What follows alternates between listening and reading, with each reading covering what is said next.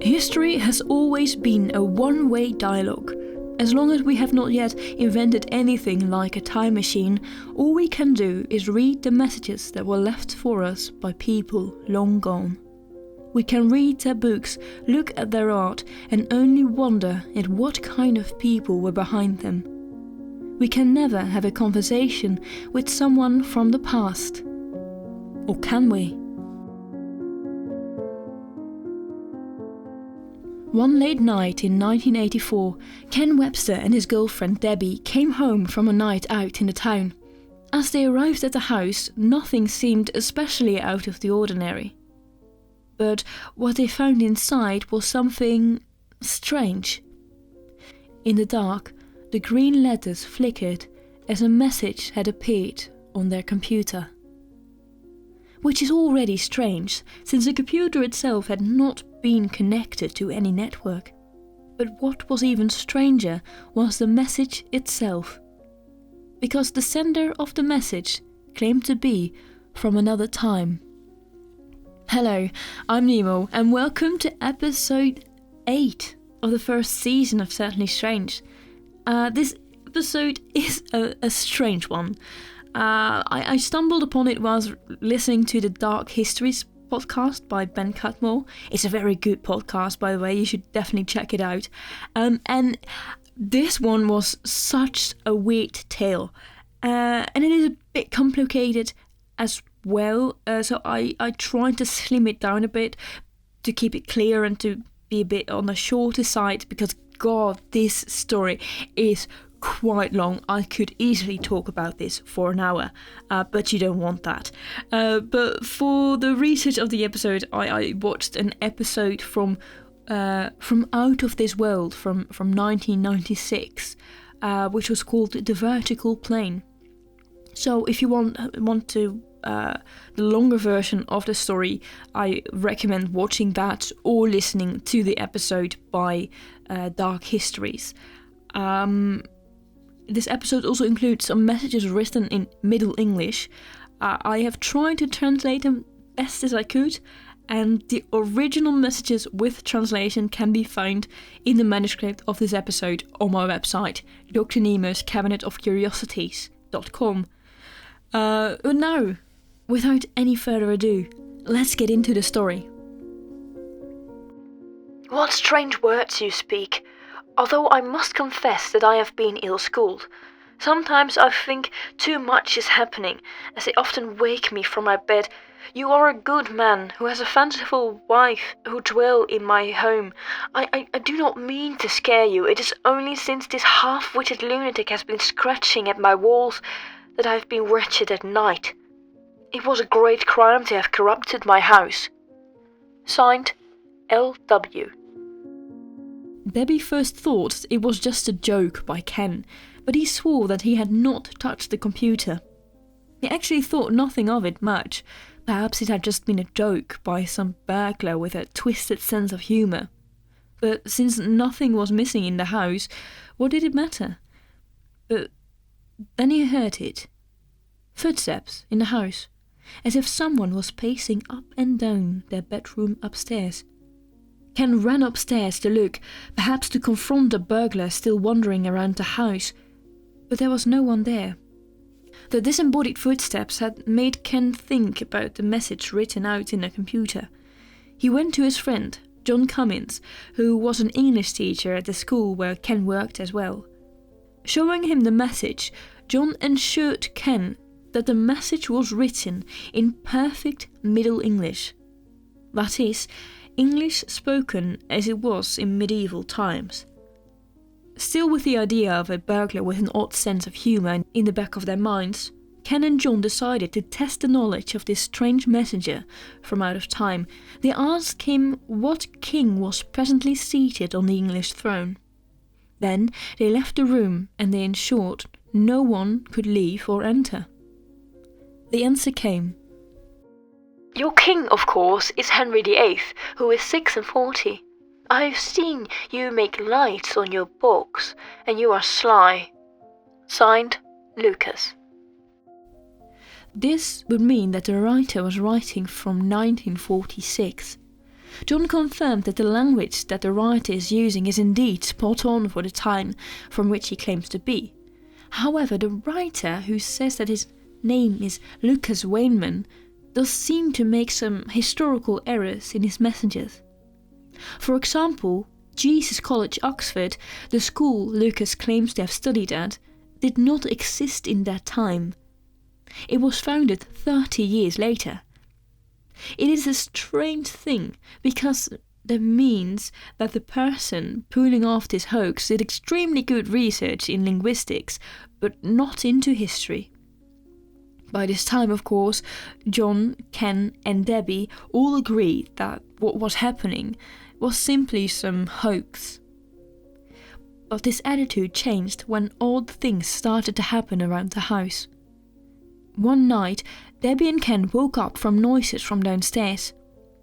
In the kitchen, they found one of the chairs balancing on only one leg, and all kitchen supplies are all stacked up on top of each other. Fearing that the house is possessed by some sort of poltergeist, they contact the Society for Psychical Research. Then a new message appears. Lucas is furious, calling Ken and Debbie demons, not human. Because if they were human, they would have known that Jesus Oxford College did not exist in the time Lucas claimed to be from. It turns out that Lucas had been the one testing Ken and Debbie all along, because he thought that they were hoaxers. As was evident from his first message to them, Lucas thought that they were ghosts, haunting his house, scratching on his walls and causing him trouble sleeping at night. Lucas also explains that he had been using an alias all along, out of the fear for his soul, and that his real name was Thomas Harden. Now, this piece of information is interesting because it turned out, by conducting some research in the archives, that one Thomas Harden did indeed live in the same house Debbie and Ken lived in. Confirming that neither were ghosts or demons, all seemed well. That was until Thomas was arrested on suspicion of witchcraft. Now, this is where the story gets stranger. It was already strange, I know, talking about interchronological communication, poltergeists, all that. But now, Thomas informed them that they were not the only ones he had been talking to. People who claimed to be from the future. The far, far future of 2109. Ken tried to contact 2109, but there is no answer. Meanwhile, the Society of Psychical Research finds no evidence of ghosts or of Thomas. In the time of their research, Debbie and Ken had received no messages from the past. But then, 2109 answered. They explain that Debbie, Ken and Thomas are all part of some sort of experiment. They also state that they will stop their communication to Thomas. Meanwhile, Thomas had been let free from his witchcraft charges and had moved away from the house. They never speak to him again. One of the researchers from the Society of Psychical Research notes that, according to science, this is simply not possible. To which Ken responds, I am not saying that it is possible, I am saying that it happened. To this day, Ken and Debbie swear that what happened to them was real, but the Society of Psychical Research believes it is all a hoax, but that they have no idea how it was done. So that was the case of the Dalston messengers. An odd one, and a very confusing one as well. I actually tried recording this once before. It was actually meant to be an episode 3 or 4 of this podcast, but I was a bit sick when I was recording it, and I just could not wrap my head around the story. I was just looking at the text like, I don't know. And that is just how I feel about the story. Still, like, I don't know what is going on exactly. I think for me the main thing of why I find it so confusing and strange is how often the story changed.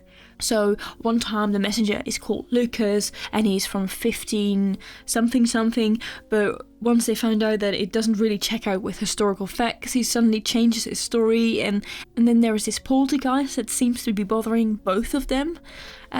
Or maybe it's just some case like with the strangers where they each are each other's ghosts.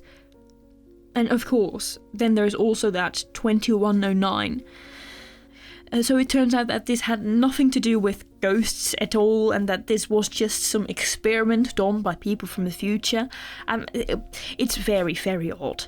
And to mention that I actually left out a very good chunk of narrative as well. Like one of the things that I thought I had to leave out because it was so weird is that Debbie starts to have very strange dreams about Thomas, and in these dreams, like, they see each other and they have like this love affair, and it's just very strange, especially since the book in which the entire story is told about the Duddleston messages was written by Ken, like the boyfriend of Debbie. So he's just describing like the love affair that his girlfriend had with a person from the past. And in all, I definitely think this was all a hoax. The only thing that really had it going for it was that the messages were written in an empty room, which I guess there is a way around that, some way or another, and also that the messages were claimed to be written in perfect Middle English. However, that doesn't even turn out to be true, really. Like, Laura Reiter, which is a lecturer in English, states that she does find rather frequent errors in the Middle English of the text. She also remarks that if this is a hoax attempting to make a text look like Middle English, it doesn't even come close. I don't know what you all think about this, whether it is all real or just a hoax. Do you think it's someone talking through time? Are there people from the future experimenting on them? Was it ghosts? Was it aliens? I don't know. I really love to hear your opinions about it. Please contact me, message me on social media. Both the website and social media are Dr. Nemo's Cabinet of Curiosities. And thank you for listening to this episode of Certainly Strange. Everything about the podcast and my other projects can be found on the website Dr. Nemo's Cabinet of Curiosities.com. There you can also find the transcript of the episode and the sources I used in my research.